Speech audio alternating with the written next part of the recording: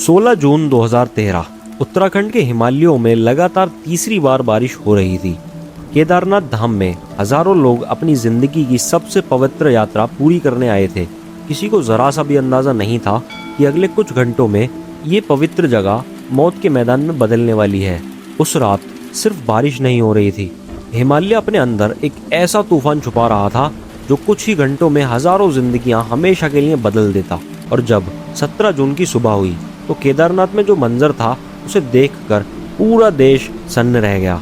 हजारों लोग या तो लापता हो चुके थे, पूरा बाजार मलबे के नीचे दब चुका था और भारत की सबसे बड़ी रेस्क्यू ऑपरेशंस में से एक शुरू होने वाली थी। लेकिन सवाल ये है कि आखिर ऐसा हुआ कैसे? क्या ये सिर्फ एक फ्लड था या फिर कई डिजास्टर्स एक साथ हुए थे? और सबसे हैरान कर देने वाली बात यह है कि जब पूरा केदारनाथ तबाह हो गया तो मंदिर कैसे बच गया? इस वीडियो में हम जानेंगे 2013 केदारनाथ डिजास्टर की पूरी कहानी।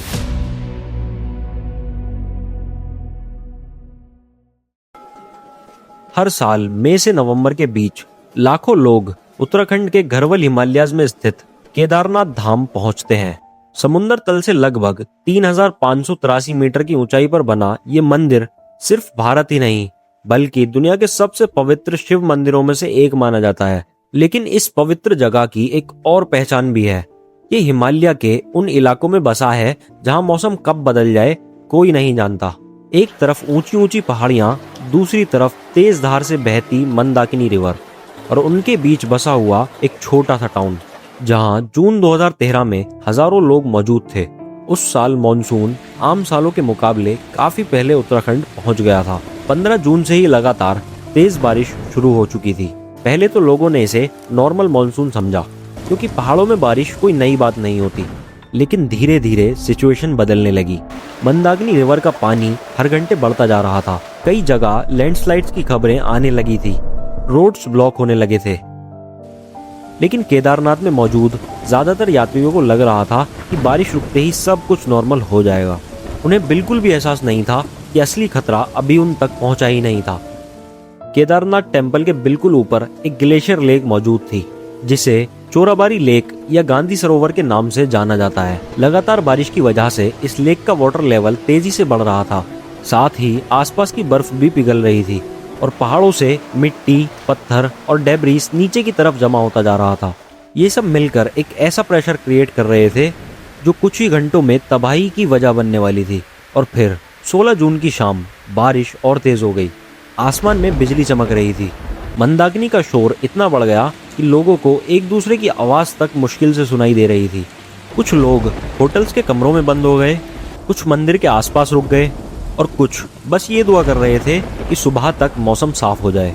लेकिन हिमालय ने उनके लिए कुछ और ही सोच रखा था।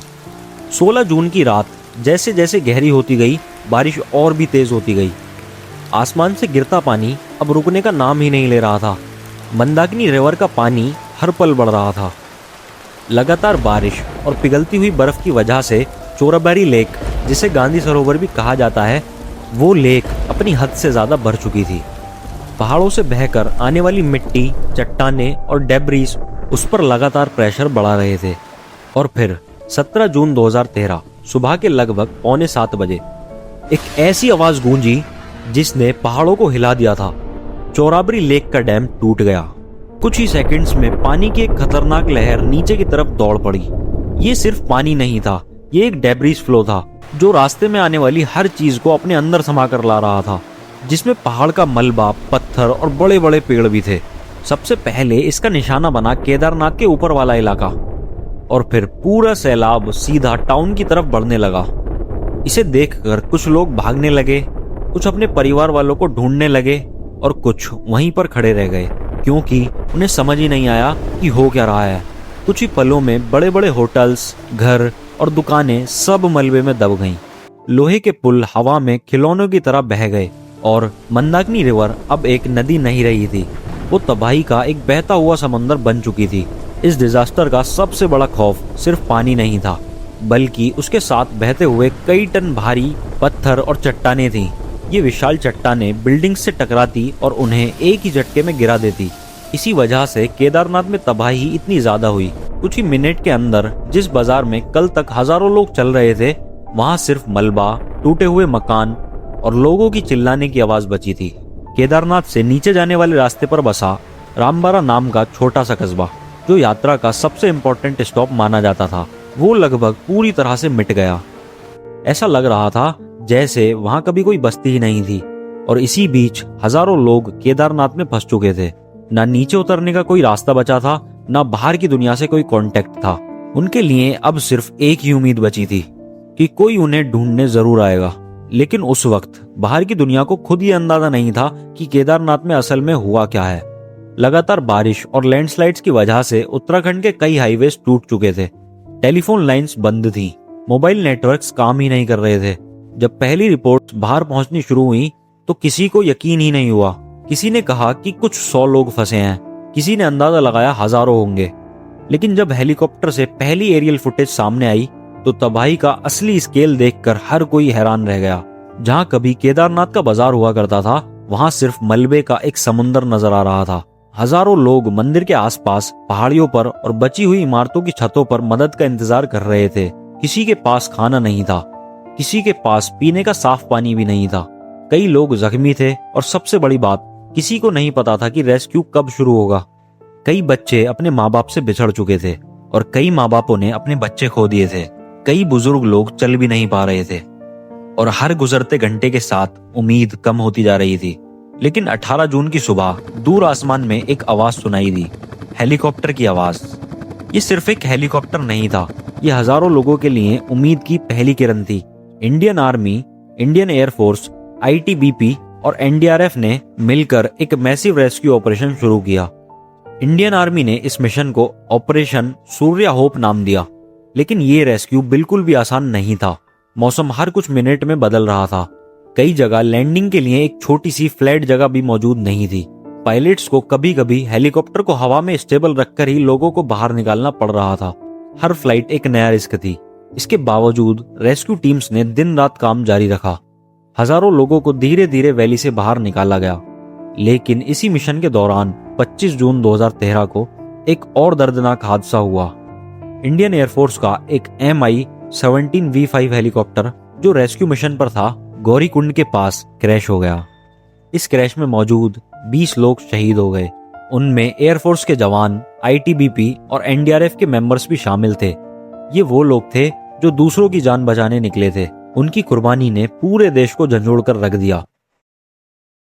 कई दिनों तक चले इस रेस्क्यू ऑपरेशन के बाद 1 लाख से ज्यादा लोगों को उत्तराखंड के अलग अलग इलाकों से सुरक्षित निकाला गया। ये भारत के इतिहास का सबसे बड़े रेस्क्यू ऑपरेशंस में से एक बन चुका था। लेकिन जब पानी उतरना शुरू हुआ, तब एक ऐसा मंजर सामने आया जिसने हर किसी के जहन में एक ही सवाल छोड़ दिया। जब आसपास की लगभग हर बिल्डिंग तबाह हो गई, तो फिर केदारनाथ टेम्पल कैसे बच गया?